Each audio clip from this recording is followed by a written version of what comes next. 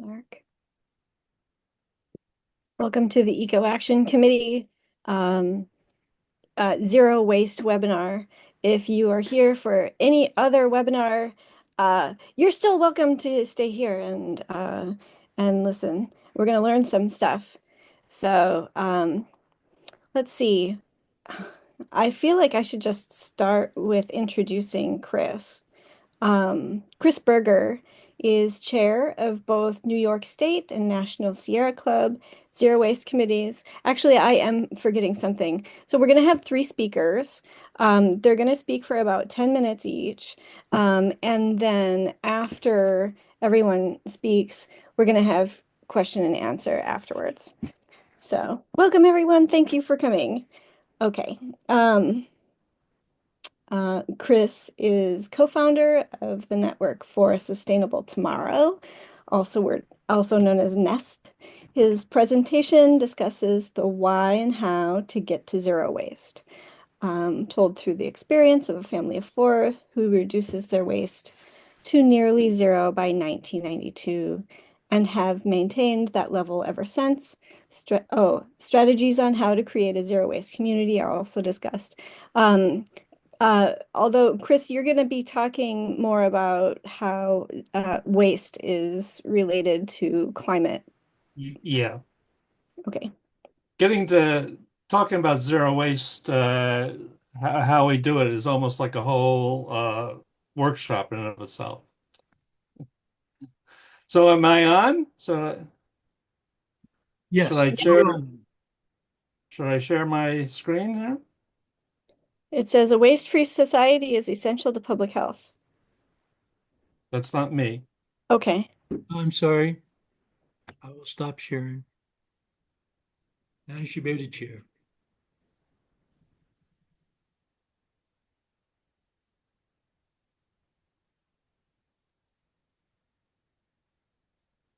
So can you see my screen now?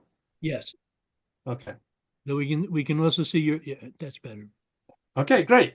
Well, thanks, Rachel. Thanks for having me. And they always say to start with your story. And this is kind of our story, my family's story, at least talking about the journey that we took to zero waste. And it really started the first Earth Day in 1970, where we were celebrating the richness and beauty of our planet and raising awareness and why it's important to protect it. And many used the opportunity to protest and demand that the government should enact legislation to protect the environment. Businesses should be acting more responsibly. And not that my wife and I disagreed with that. As a matter of fact, we took part in a lot of those demonstrations ourselves. But we asked, well, shouldn't we be taking responsibility for our own actions? And then the next question, well, what was the biggest personal impact that we had on the environment? And for us, the answer was the waste we produced and the non-renewable energy we consumed. So from that first Earth Day, we made basically two commitments. One, we will not buy anything we are unwilling to take responsibility for. And oh, by the way, that meant disposal is not an option. Well, why do we say that? Well, here's a news flash, because putting your waste out on the curb doesn't magically disappear. It basically shifts consequences to somebody else. So that's not really taking responsibility for our waste. So we reuse, recycle, and compost and avoid what we can't reuse, recycle, and compost. That's probably it in a nutshell of how we approach it. Last time we took our trash to landfill was 1992. And that's what we've accumulated since, about 15 pounds worth. Not zero waste, but hey, pretty darn close. And actually, 10 of those years were we still had our two daughters with us. So that's 33 years worth of waste. The second commitment that we made was that we will strive to become more energy efficient and use renewable energy whenever possible. And we did what we could, but by 1978, we had the opportunity to build and design and build our house, and It's all powered with renewables. Everything is powered by renewables. No burning of fossil fuels or wood for that matter. So this is our house. Again, this is a whole other workshop on how to get to zero fossil footprint.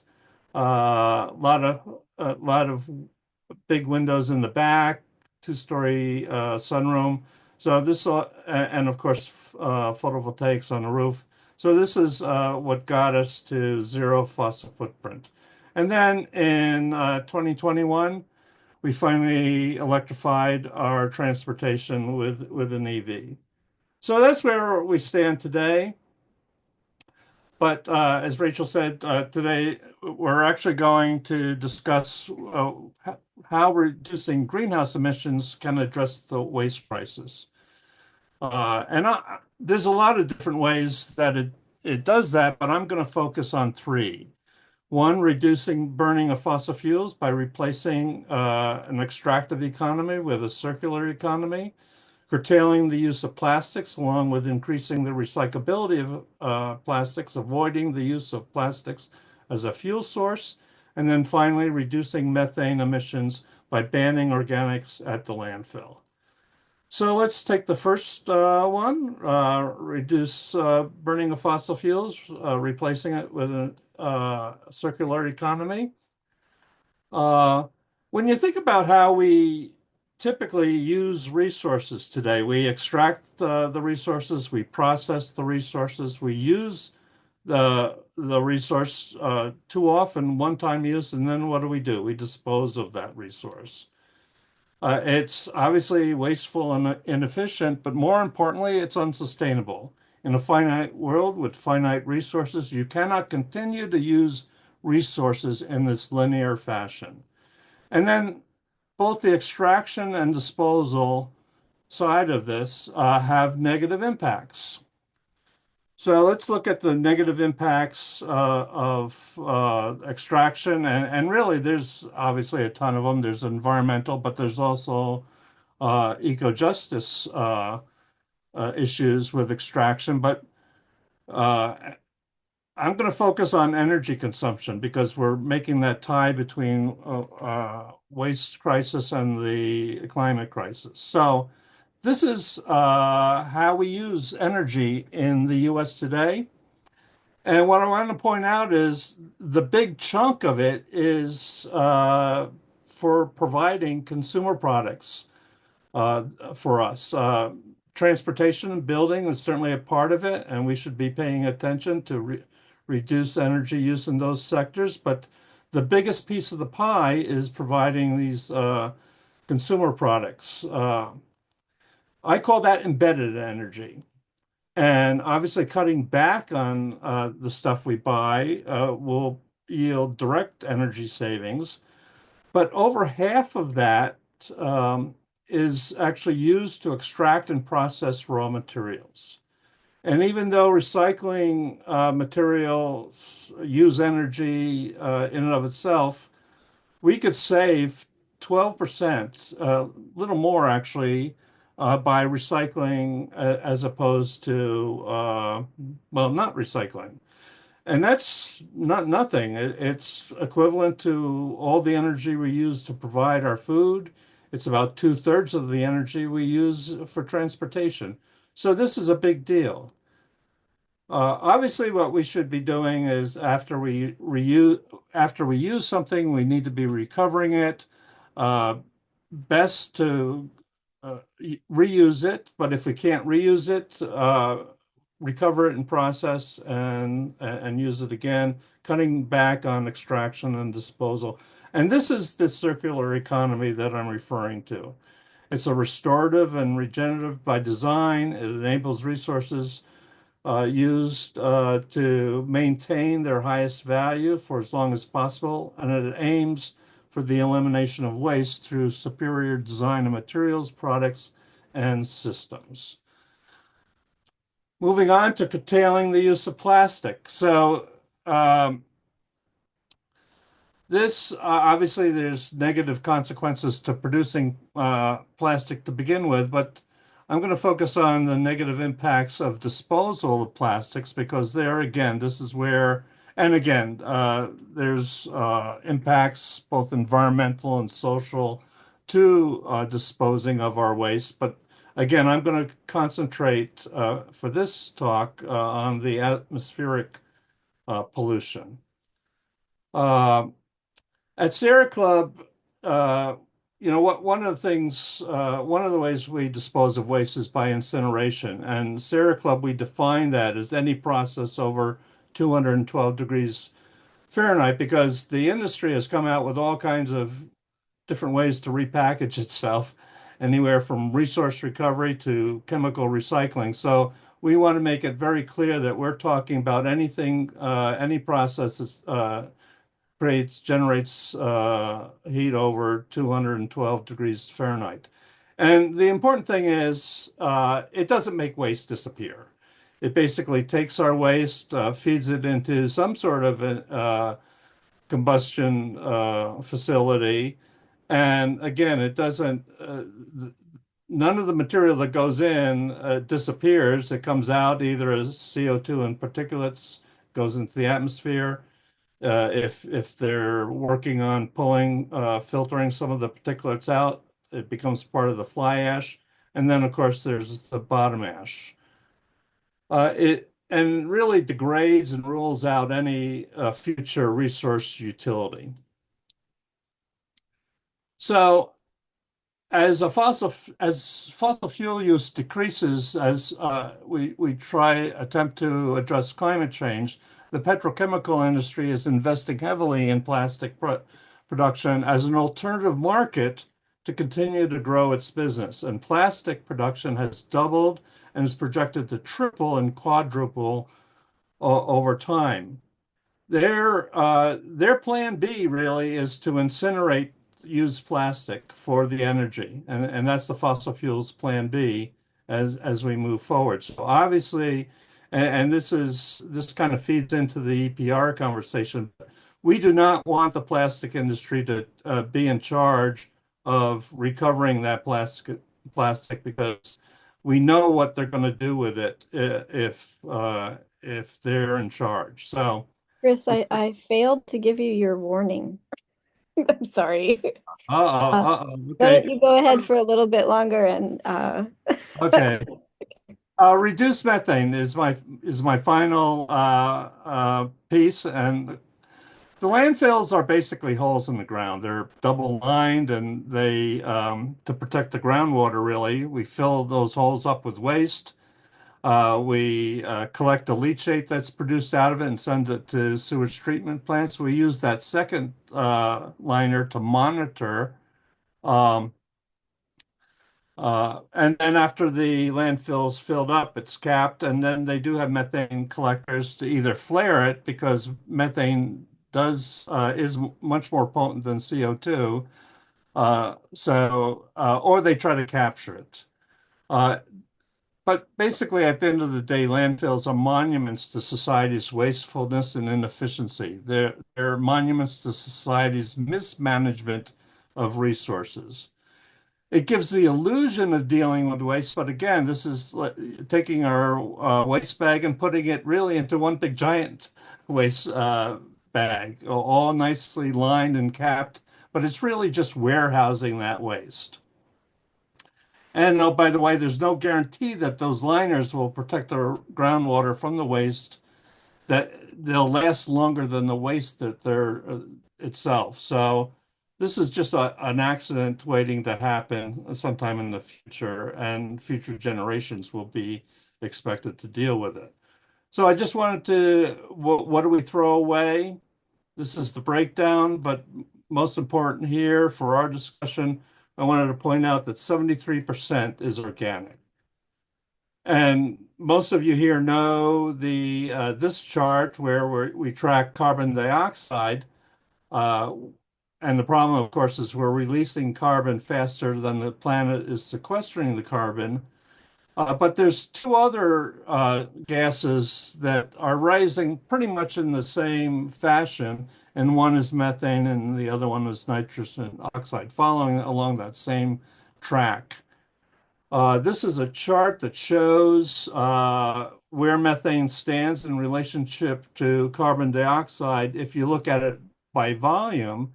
But if you understand how much more potent methane is, it really works out to be 43% of the problem, which isn't quite as much as the carbon dioxide, but still, but it's pretty close.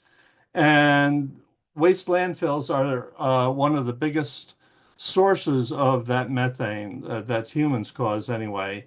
They used to be top, but since we had to change to fracking and we have an aging gas infrastructure, natural gas systems have risen to the top, but landfills are still a close second in what they produce. And landfills with methane capture can only capture really about 20 to 25% of the methane. So in 2022, landfills I think I contributed, should cut you off, Chris. excuse me? I think I should cut you off. Uh, okay, well, this is pretty much it, kind of Okay. showing you why it's important to ban uh, ban organics in landfills because we have to because they're a big source of methane. Okay, well, I had a little bit more, but It's we'll okay. stop. Thanks, Chris. Um, I really appreciate you. It's just we said 10 minutes and then I forgot about giving you your 2-minute warning and now we're over by about 4 minutes. So I apologize. It's really my fault too. But anyway, Amber Hochdahl is the owner and entrepreneur of Tear Market in Minneapolis, the state's first zero waste shop. It opened 6 years ago. Amber is a conservation biologist by trade and education and has taught environmental education to urban youth and children with special needs and spent time managing biological field stations in South America and Africa. So let's give a warm welcome to Amber. Hi, Thanks for everyone. Thanks for the introduction. Thanks so much for having me. So, Tear Market is a zero waste store located in Minneapolis, Minnesota. We have two locations and an online store. Our mission is to fight climate change by providing people with access to package-free and plastic-free goods. And we have between 550 and 600 eco-friendly products that either don't have a waste byproduct when they're consumed, or if they do, it's compostable or at the very least recyclable. And we've been in business about 6 years. In preparation for tonight's presentation, what I did was I put out a survey to our customer base to ask them some questions, which I thought this audience would find interesting. These are also questions that affect us as a business, so it gives a little bit of insight as to why we do some things the way we do. So I hope you find it informative for what you go on to do to make decisions in your communities. So the first question I asked is, what are your biggest barriers to living more sustainably? 52% of respondents said financial reasons were the reason. 14% was that they didn't know where to start. 13% said a lack of resources, and 21% of respondents said all of the above. We had about 400 people complete this poll, just to give you an idea. So some of the qualitative data that we received, and I kind of grouped a lot of what was the same into these bullet points, included the following. For financial reasons specifically, people said the products at a zero waste store like Tear Market are just simply too expensive, especially if you have a large family. The products are just outside of people's price range. Getting started can feel costly. We got feedback that a lot of people feel like they need to make all these changes all at once to make a difference. So that can be really overwhelming from a financial perspective. The upfront cost of some sustainable swaps is prohibitive. So for example, switching over to a stainless steel razor, which might be anywhere between $40 and $80, depending on which one you choose, versus the cheap $6 plastic razor you can get at your local Walgreens or CVS or what have you. That's a big difference. And for some people, that can feel really large and kind of scary to make us change like that.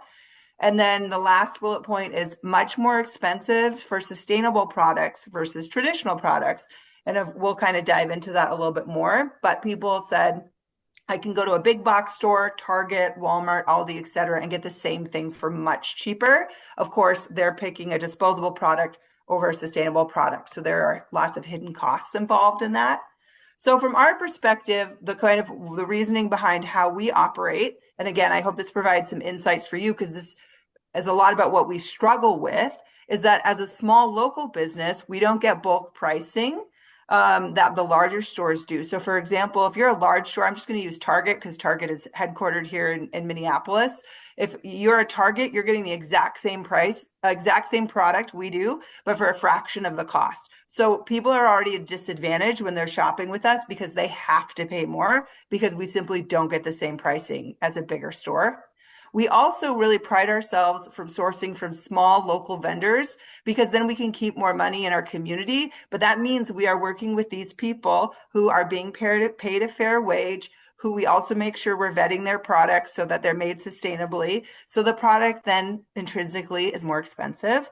We also opt for high quality organic items. And as we all know, organic is more expensive, but we feel it is really important to promote organic products when we can. And then we only purchase products from reputable companies who pay their workers a fair wage. So we're really trying to take into account the entire system, kind of what Chris was mentioning, but we're also taking not only the downstream effects of waste, but the upstream effects. So are people being paid a fair wage? Is it made sustainably? Is it harvested in a sustainable way? Therefore, these products are then more expensive, and some people feel like it's just not for them. They can't afford it. The second most popular reason people said they couldn't live more sustainably is they didn't know where to begin. So some of the data, the qualitative data people said was, what kind of containers do I use to bulk shop? We have an extensive bulk section at Terra Market, everything from beans and coffee to shampoo and conditioner. So people are like, how do I even get started? Where do I make the biggest impact? So very basic entry barriers to living more sustainably and shopping with us. People were concerned that they were buying products that were actually greenwashed. So not just necessarily with us, but with other companies. How do I tell? What do I look for? People said they have a lack of time to do their own research. So they just want to be able to show up at a store, get something that they trust, and walk away and be done shopping. Sometimes there are not zero waste alternatives to products that I love. That's one thing about zero waste. Chris has been practicing it for a long time, but a lot of people are just discovering it now. So there's a lot of products that are in existence that just don't have an alternative yet. That's high quality that people really like. It's a journey. So some people are like, well, I love this deodorant and there's no alternative that comes plastic free. So I'm going to stick with that. And who do I turn to for information on what I can put in my recycling or an organics bin? That's a really big part, is people do not know what goes where or what resources are available to them. So for us, we painstakingly educate every single customer who walks through our door. That's about 280 people a week that we talk to about sustainability, and we cover the topics of how to bulk shop, what containers they need, and really try to break down those barriers. We offer educational events as well, but these are incredibly time consuming. We're a small business. I am the marketer. I am the accountant. I am the event planner. So all of these events that we do to get people more involved, it's a big expense in all of our time and energy, and that can really take a toll on the business. Customers don't know where to turn for resources, so most don't even know where the recycling goes, so they turn to us. They ask us all kinds of questions about all kinds of products, so we're really spending a lot of time educating people. And then we're constantly working on the vendor side to change their practices, such as removing plastic from their shipping processes so that they can be more sustainable, and then we can bring their product in. But that is also a lot of extra work for us to constantly be working with vendors. For lack of resources, people said they have no or limited local zero waste shopping options. They have very limited recycling options, like no textile recycling. Educating themselves takes effort, lots of time and energy on their part. People are busy. It's difficult to decipher greenwash products versus non-greenwash products. And then questions like, where can I purchase zero waste meat, dairy, vegetables, etc.? We don't carry that at Terra Market. So people are always asking, hey, how can I get meat plastic free? So there's lots of community questions and lots of education on our end.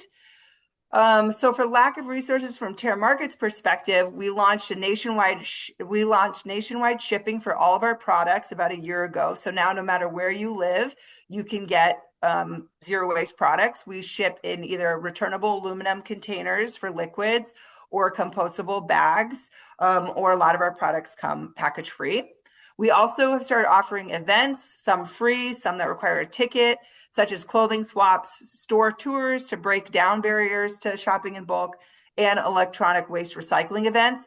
These are so popular, they are actually not sustainable. When you have 1,000 people come in a 3-hour period for a clothing swap in a 1,000-foot space, you realize the demand is really high, and that's wonderful. But as a small business, we can't facilitate these huge events that people obviously really want, but that becomes like a second business for us.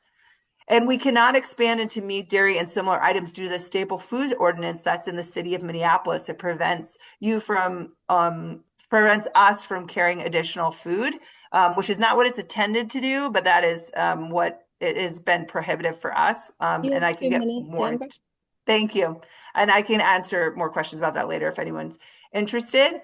But our barrier to serving more people. So these are really the things that we really would love to see from a government perspective to help us serve more people either in our local community or beyond. And also, I think these are things that are keeping other people from starting sustainable businesses similar to Terra Market that would serve their community. These are the biggest things.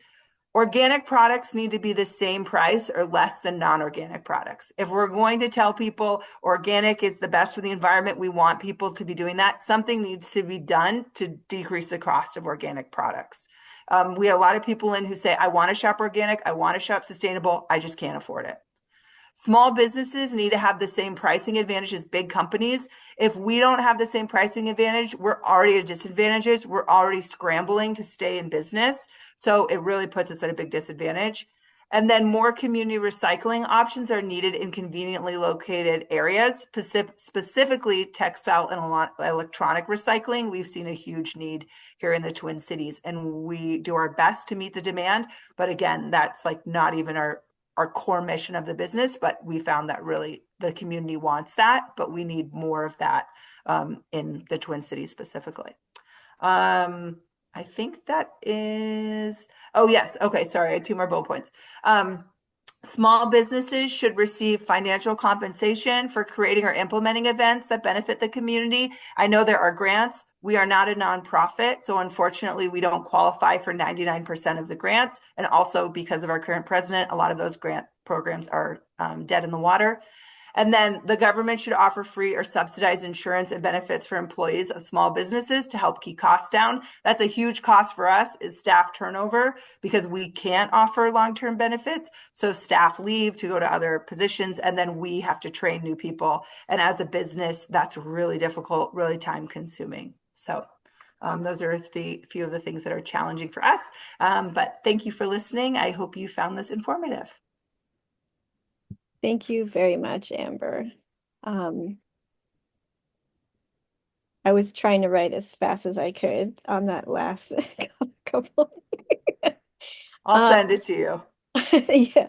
I can rewatch the video too. I always do.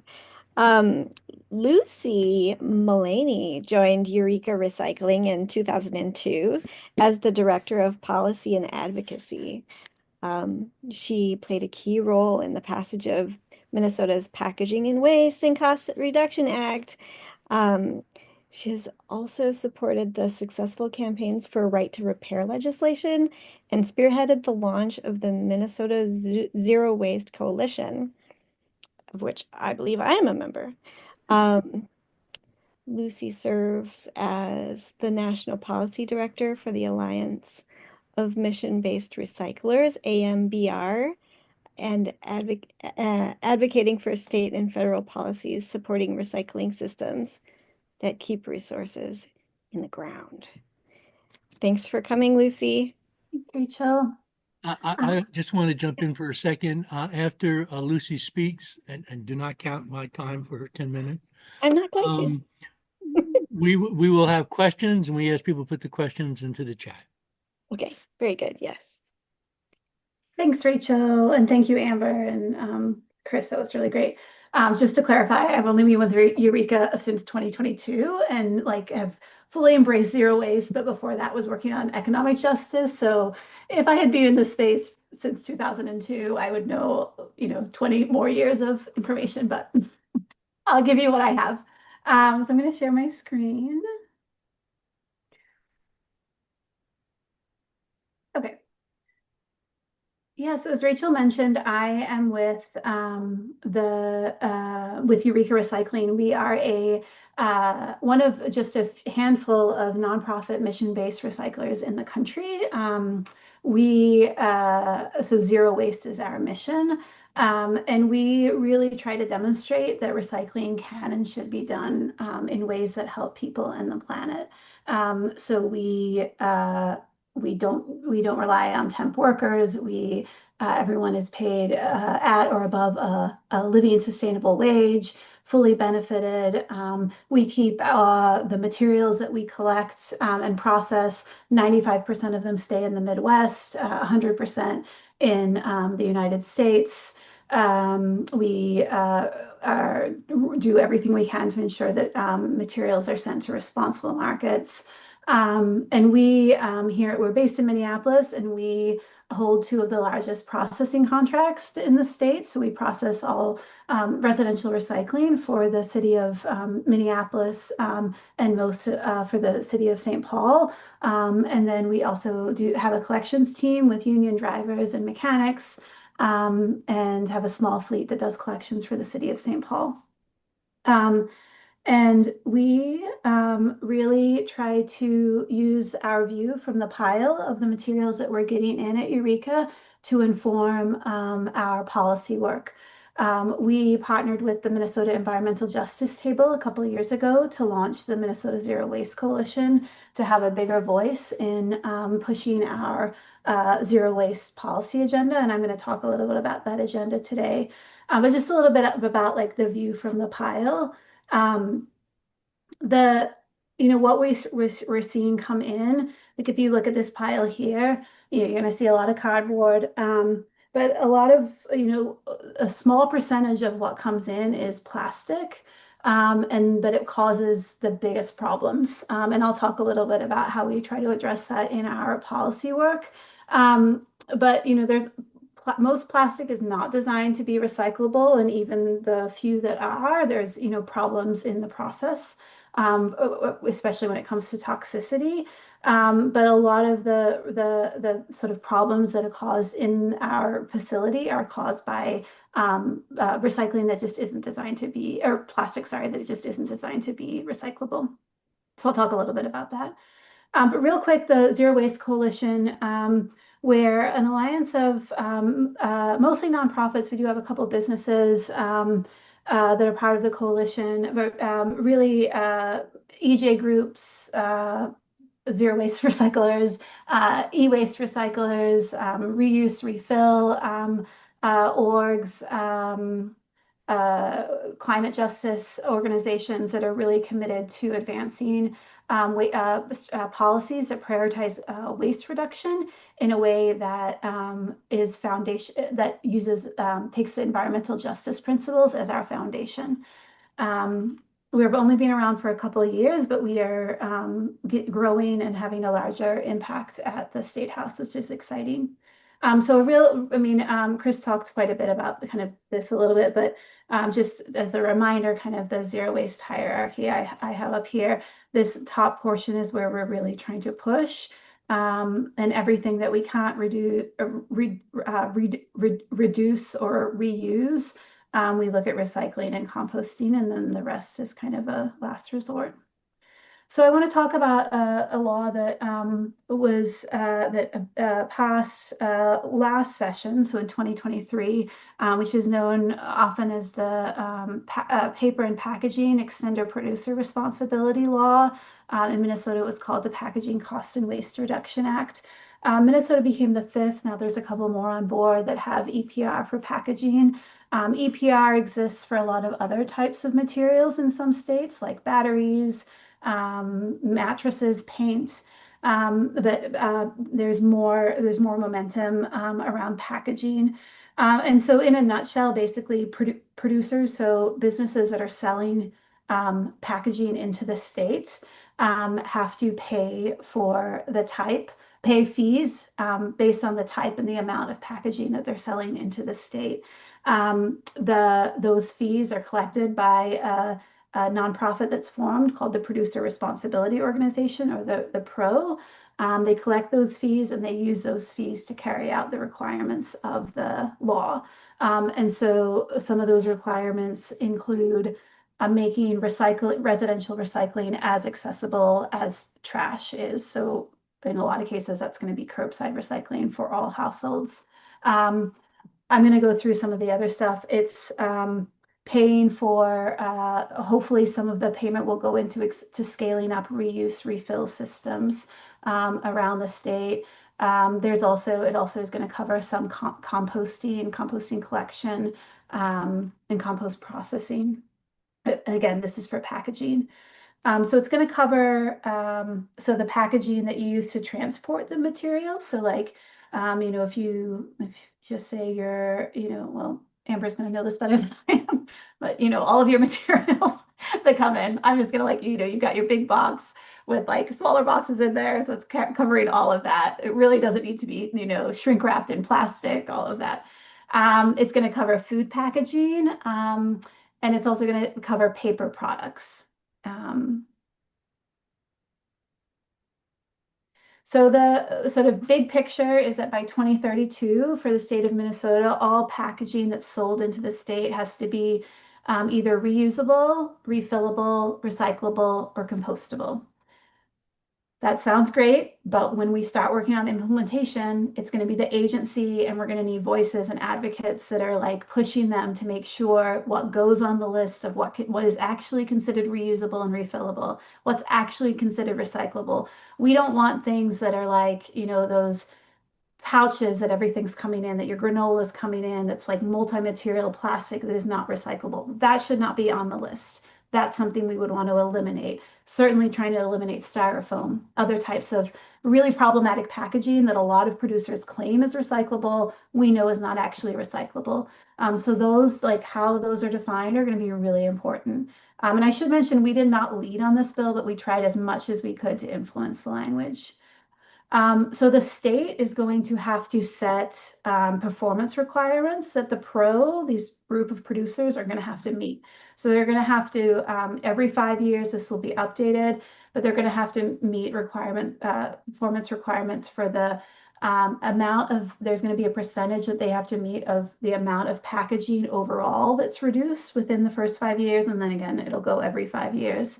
The amount that is recyclable, so the recycling rate, the composting rate, that's for packaging, not for food. There's going to be a reuse and refill rate. Sorry, that should say refill. And then there's going to be a percentage that new packaging being sold has to have a certain amount of recycled content. Just because you put it in the bin doesn't mean that it's actually recycled. It actually has to be turned into something new. So we need that recycled content. I'm not sure if you heard me, Lucy, but I did give you a 2-minute Oh my warning. gosh. Okay. It's okay. You still Really got quick. a minute and a Okay, half. I got it. So that was something we worked on last year, and now we're working really hard on like making sure it's implemented well. There's going to be a learning process, but we're working on that. And a number of other states are also happy to talk more about that. This legislative session, we've also not Minnesota's sort of like crazy this session. Nothing's going to move, but we did make it really far with an electronics and battery recycling bill that would have basically made producers responsible for making sure their batteries and electronics are recycled, and made it free for all residents to do that. We're also really working on toxics in packaging. We had one bill that one of our partners was leading on, which would have required producers to test their packaging for phthalates and report on what was actually in their products. So that's a toxic. That's some toxins that are in plastic packaging. We've done a lot of work to defend the EPR law that I just spoke about. The paper industry is really trying to get their products out of that, get exemptions for that. And then we'll be continue to work on other policies over the next, I would say, 5 years, including everything from organics ban, complete bans on certain types of plastic, improving landfill standards, and figuring out how we can think of bigger ways that the state can be investing in scaling up reuse refill. And I would just put out here, when we're thinking about zero waste policy, all zero waste policy, like it needs to go through you need to ask a number of different questions about what's the real impact. You often hear about, oh, we've got to make plastic more circular. Like, how do we get more plastic? Well, plastic is inherently toxic. It's probably in all of these things, it's negative. People are negatively impacted. Labor is negatively impacted.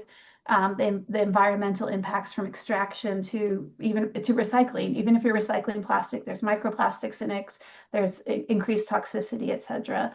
Environmental justice, reduction and reuse. We get about 1 million single-use bottles and cans a day at our facility. That's 1 million times somebody has chosen to recycle. That's great. It's also 1 million times someone could have just used a reusable. So that's that's a big number. And we know we're only collecting 20% plastic bottles, 50% aluminum cans. So these are like big questions that we as a coalition and Eureka try to question when we're thinking about zero waste policy. Sorry, I talked really fast there at the end. There's me. You're I'm good. happy to do discussion. We have some questions. So the um, participants, the people who are watching this are pretty engaged, wanting to know some more information. So, uh, Chris, there was a question directed directly to you, which has to do with biochar. Um, do you know much about biochar? They're talking about using it for adding it to soils, asphalt, concrete, etc. Yeah, I know a little bit about it. I'm trying to educate myself more. I have to say initially skeptical about it. I'm willing to be persuaded otherwise, but at this point, I guess I'll just say I'm skeptical. Oh, interesting. Actually, I can speak to biochar. I make biochar. I crunch it up. I add it to my compost and it enriches my soil. It's also a carbon sink, and I believe it's on the list in drawdown. Uh, Mark, I wonder if it's in your book too. It probably is. Um, as Biochar a is way in to my draw book, carbon. beyond putting out the planetary fire. There's Mhm. actually a fairly mixed opinion about biochar, and while I Yeah, have draw down, they in fact have some things that are not particularly good that they propose, such as garbage incineration. Um, Biochar has a mixed opinion. One concern a lot of people, I think Food and Water Watch has real concerns about biochar, is the amount of water that actually ends up being used in a biochar or the impact upon water. So I'm not an expert on biochar. I can put in the chat a link to the biochar section. It's only a page or two. what I have heard is it's when you compare it to the composting, it's more expensive. So uh, the question I have is, what if there's impediments to composting? There's got to be even more impediments to biochar. So on the list of activities to focus on, I'd try to go for composting before biochar, but. I, I would just also add that I know that Gaia is coming out with a piece soon on this. And I think that the take that they have is that at small scale, it seems like okay. But when you're talking about these like large anaerobic digester facilities, that's where like the problems really start to add up.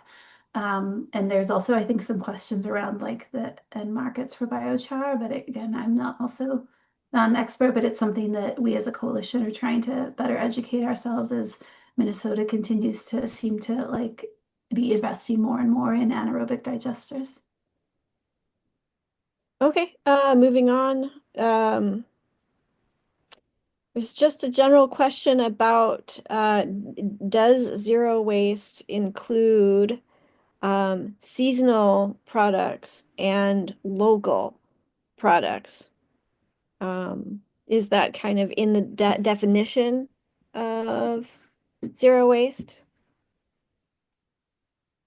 I'll start. I'm sure the others can have things to contribute too. But no, when I do my whole workshop on zero waste, especially when it comes to our food production, I really emphasize local sourcing because we waste a ton of food. And it's wasted all along the process, and then we're spending all this energy to transport the food and keep it refrigerated and the like. So I think especially in the food arena, we should be doing a lot more locally. But you can apply that same principle across the board. As a matter of fact, one of the things when I talk, I never got to this point in my presentation, but we talk about resource recovery parks that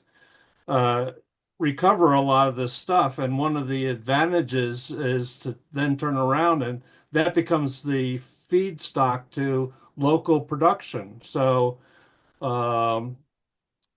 local buying is beneficial.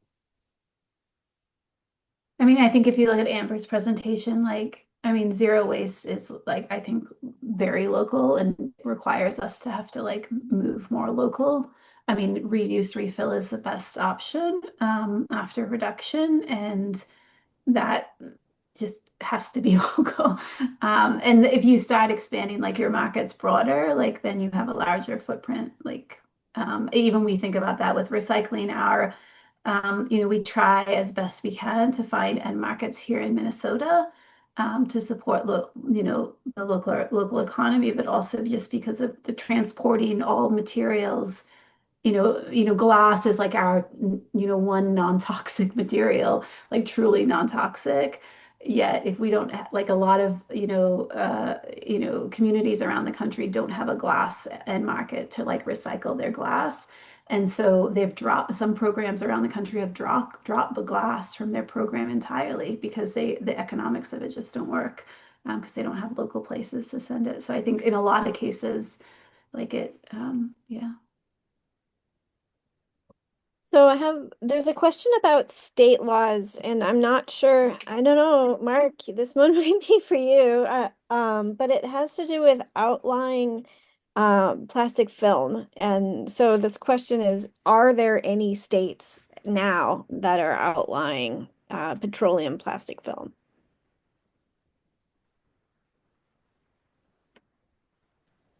You're muted. I know the answer, but they also were talking about outlining this petroleum-based plastic and moving to hemp as an alternative product. Yeah.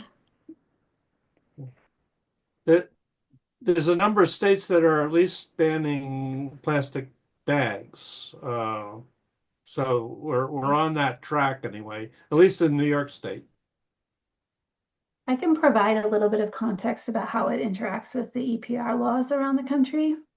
So, plastic film, like in most, like a MRF, like Eureka, where we are curbside recycling, we don't want plastic film. It's really problematic to our equipment. There's no end markets. We actually did a study where we worked to collect it, and there was like the cost of doing that. There's nothing to turn it into. And then you've got these like, and then like the next push is like to do bag drop off, which we know are not for film, which we know have not been successful. With the EPR fights that are happening around the country, producers are really pushing to make plastic film collected at the curbside. So that it can continue to be considered recyclable. That's problematic. If they don't get it on that list, then they'll push to get it on this like alternative collection list that a lot of states have, and that's where it's a store drop off. What's going to happen is those materials, they're going to have to prove that they're collecting a big enough percentage of the film that they're selling into the market to keep it on that list. And that's where like the enforcement and oversight and the public really needs to be engaged in those conversations because that is like a huge fight right now between the petrochemical companies, the plastic manufacturers to really keep pushing film. Um, and then the places where we're seeing the bans for film or as it comes to retail plastic bags. Thank you. And you certainly don't want them burning it. I mentioned that briefly in my talk, the fact that that's their plan B is, and that's why you don't want them in charge of the EPR process because that's what they'll do if they're in charge. And they even call it chemical recycling in a lot of places. Yeah, or I heard they're trying to, or advanced recycling. They found that people like Yeah. that.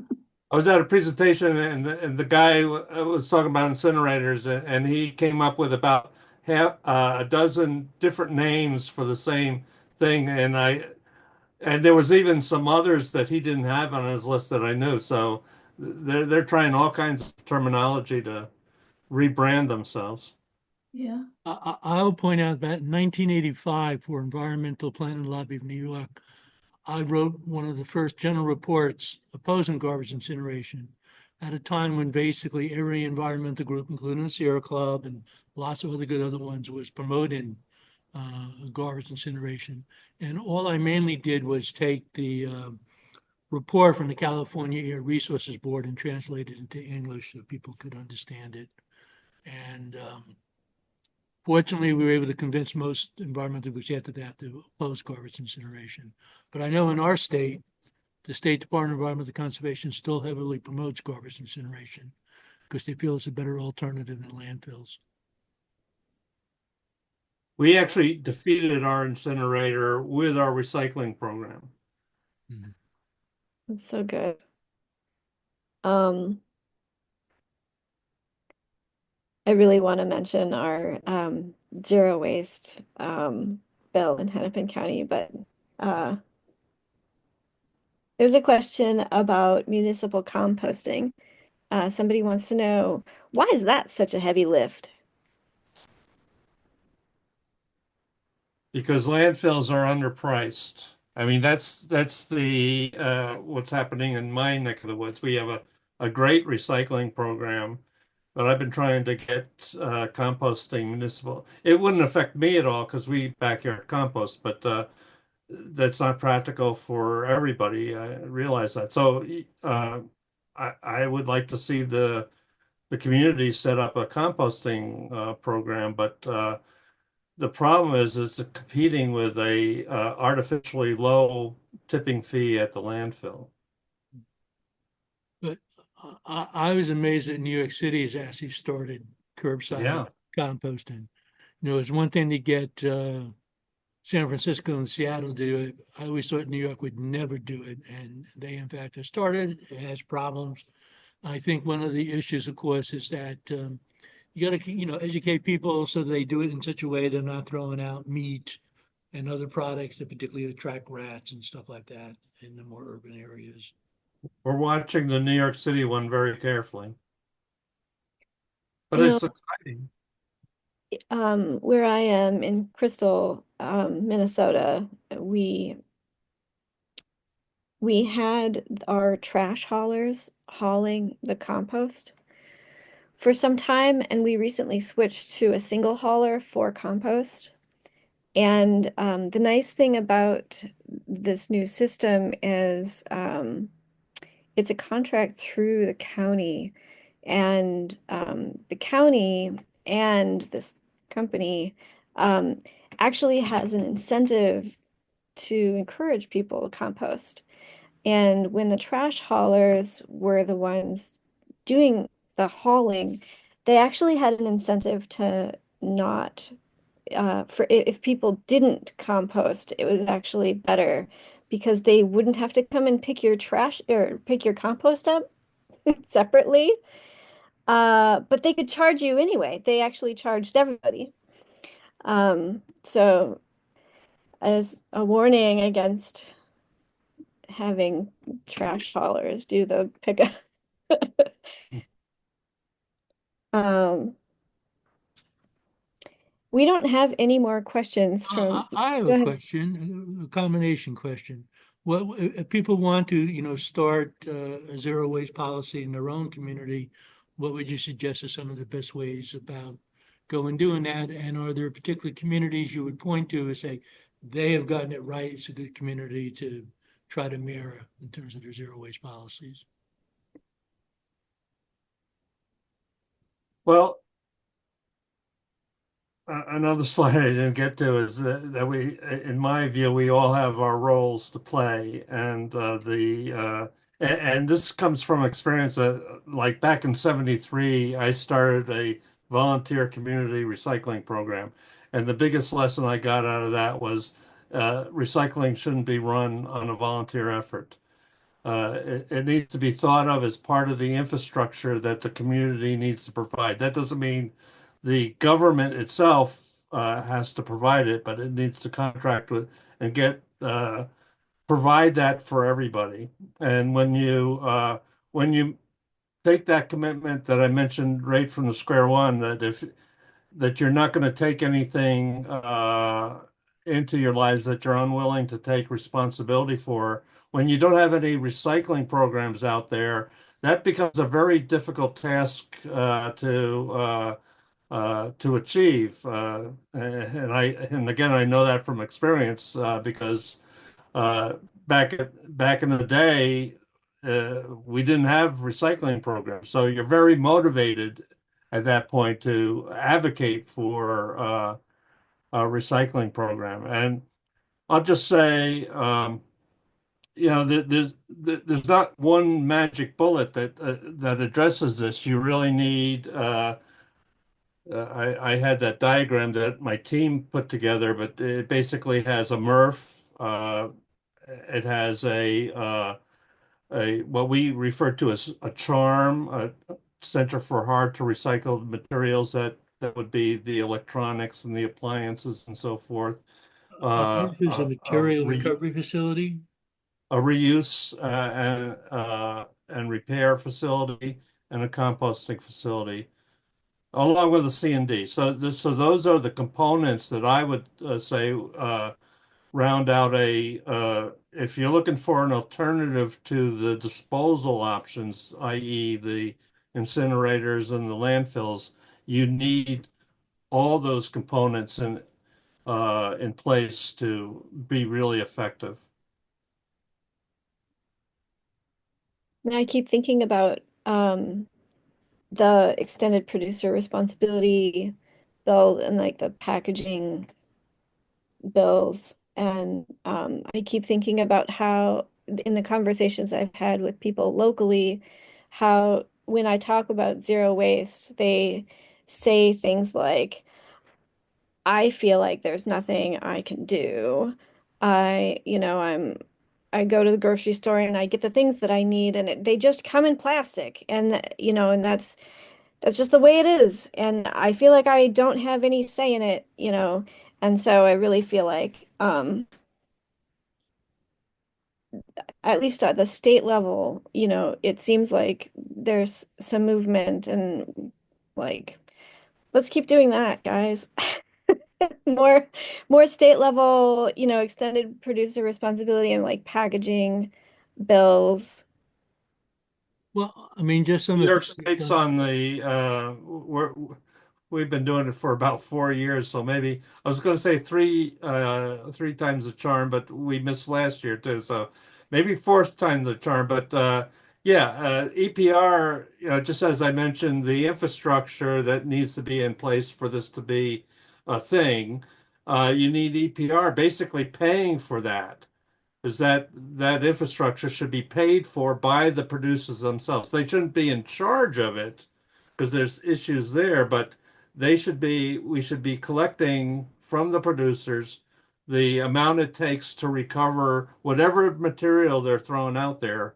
Uh, and that's how the whole thing is paid for. It shouldn't be on the taxpayers. And then I think like more on the municipal level, cities could encourage these businesses, like Lucy's and like Amber's, come into our community. We want, businesses like yours that are doing right by the environment. The people in our city like that kind of thing. We want to attract more people to our city, and it feels good that you're nearby and easy to get to, so we can go grocery shopping, without spoiling our environment, you know. I was in the state, Yeah, a lot of local people have passed laws, as Chris mentioned, to ban or restrict plastic bags. That's something a local community can do. I actually helped pass it in New York City, and the industry ran around us and got the state to overturn the New York City law. So we passed a New York State law to ban it statewide. So it actually turned out to be positive. But we've also passed laws to restrict the distribution of plastic straws, basically to require straws only to be distributed upon demand. And also related to the same thing with plastic utensils that, um, takeaway restaurants shouldn't just throw in plastic utensils into the bag of food. You have to request it, especially if you're delivering to somebody's home. Why do you need to send a plastic utensil to somebody's home? Because they obviously have utensils there. So there are a lot of things that local governments, can do. And then on the I think, federal level, sorry, can I just oh add yeah, on the yeah, go local ahead, thing? Lucy. I would just say, like, I think, I think, I guess a couple of things is when I talk to people, like waste is something we deal with every day. So it's actually like a really tangible thing to talk to people about. Like everybody's experience, like the shrink wrap cucumber or like opening up like a toy for your kid and it takes you like half an hour and rips all your nails. Like we've all like there's like, experience, like people get it, or like having to like have a PhD to figure out if something is recyclable or not.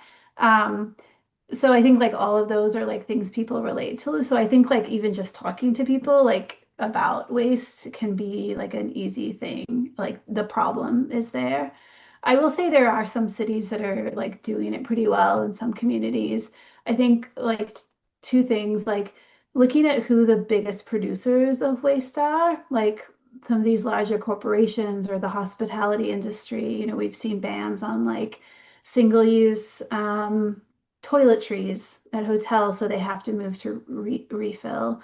Um, and then like thinking about where cities are really like investing and the investment, like a lot of cities have zero waste plans, but they're not actually investing them.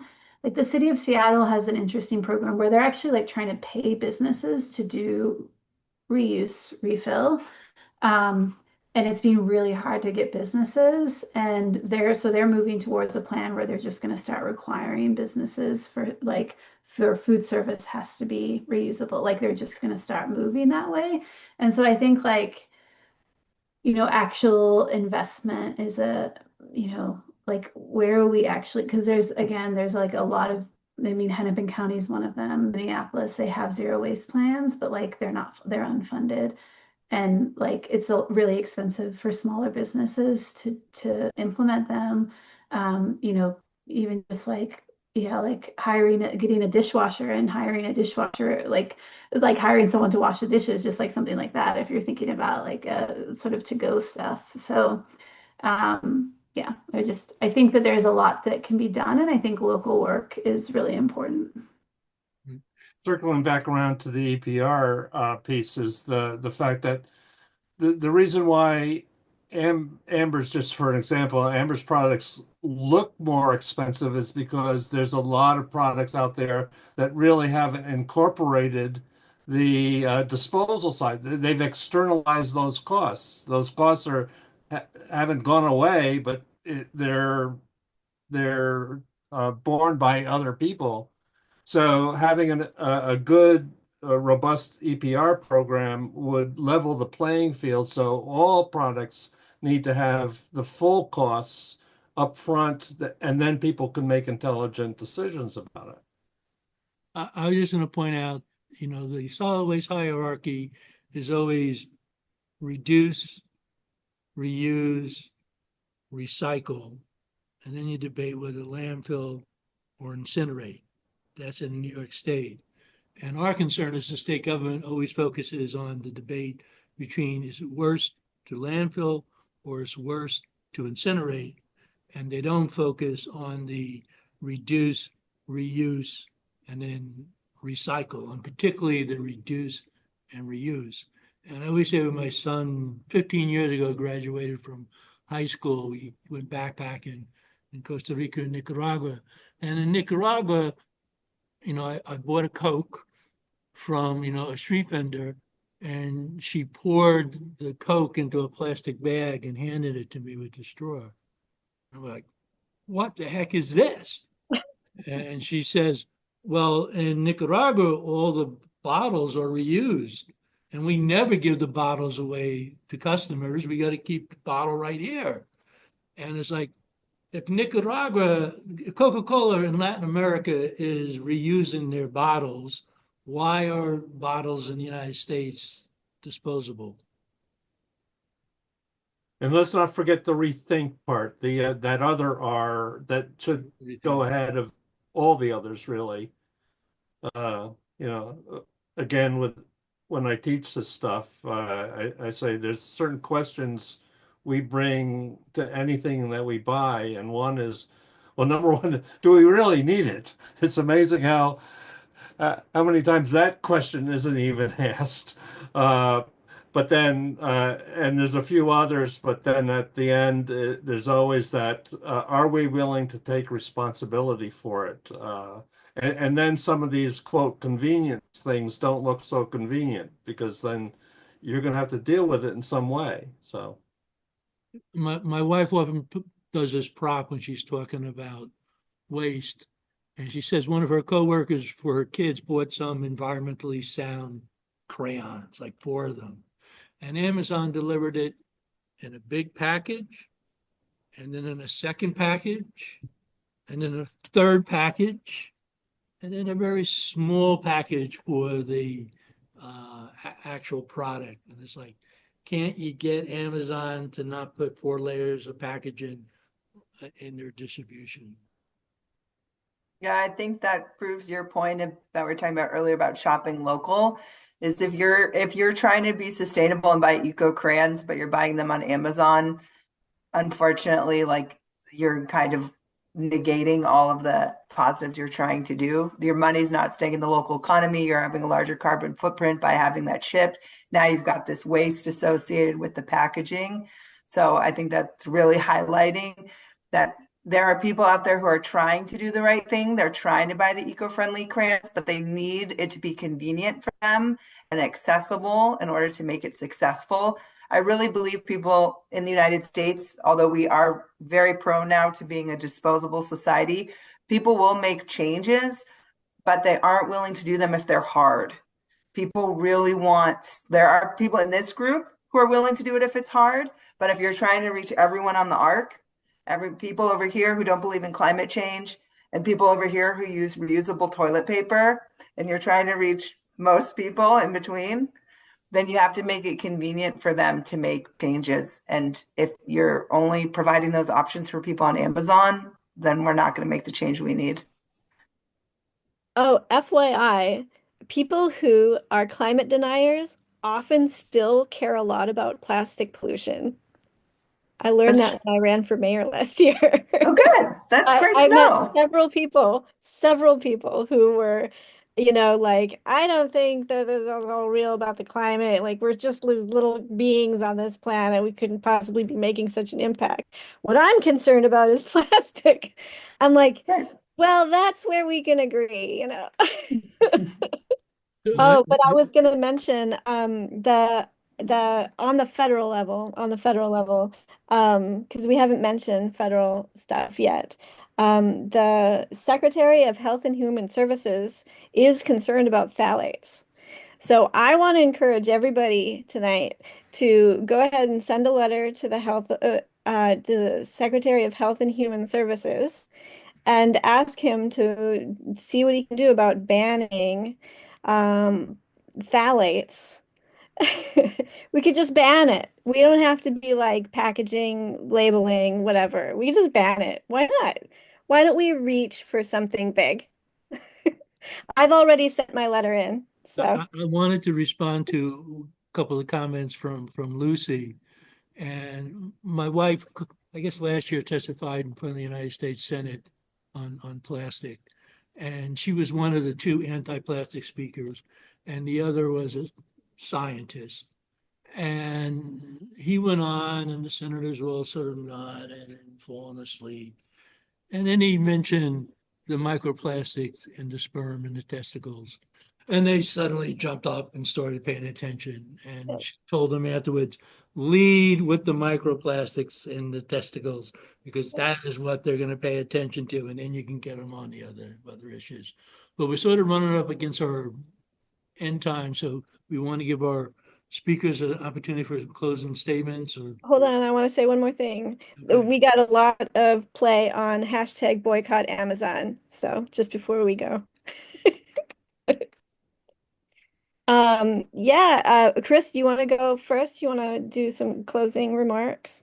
Yeah, I guess the reason why I led with our story, one of the reasons why I led with our story is that when you're out in the advocacy world, if you can say you're walking the talk, your advocacy becomes much more authentic. So I would just encourage anybody who's in that space to really pay attention to that, because that makes your message a lot more authentic. And for the maybe the one thing I would say in terms of pushing advocating for, at least it's on my mind, close to the top of my mind lately, is this EPR, because that recycling programs are struggling across the country, and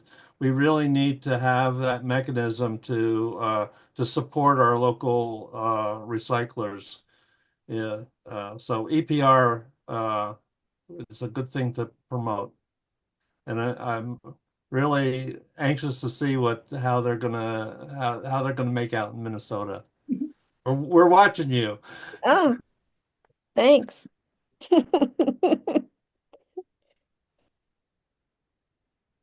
Oh, let's see here. Sorry, it was Amber that was second. Gosh, so many ways I could take this, but I would say a problem in this group, people are very motivated to make changes in their lives. And if you could bring a friend with you to a documentary showing, to a local bookstore, if you could have impact on someone else's life, bring them with you to tour your local recycling facility if you have that option. It will just help spread the word. I feel like a lot of people are scared of the term zero waste, or they don't want to change their behavior because it's daunting. But if they learn just a little bit, then they get bought into the idea, and then they're excited to make a change. So just bring as many other people as you can into your life and into this realm. And the more people who are educated about this, the better. Save the planet, build community. Nice. Lucy. Yeah, I'll jump in. Yeah, I mean, thanks for inviting me, Chris. It was really inspiring to see your 15-pound bag of trash. That was awesome. And Amber, I love to stop by the store. But yeah, like I mean, I think there's like not a shortage of like waste issues that you could take up at the local or state level. Whether it, whatever you're passionate about, whether it's composting, organic spend, food waste diversion, recycling, reuse. I think there's a lot of different issues. And I think, I mean, I will just say, just as we've been building this coalition, we've been really pleasantly surprised by the amount of energy, the turnout we have at our events, and also the willingness for like traditional climate advocates to really take on waste. We had one of our largest coalition orgs in Minnesota, the Minnesota Environmental Partnership, like add waste to their agenda this year, which was really exciting. So I think that there's like a growing interest in this, and yeah, it's cool to see. But I appreciate the conversation. Thanks, Lucy. Thank you everyone for coming to our zero waste discussion. Um, we'll be back next month to talk about queerness in nature, which should be fun. And then after that, we're going to be talking about nuclear is the plan. So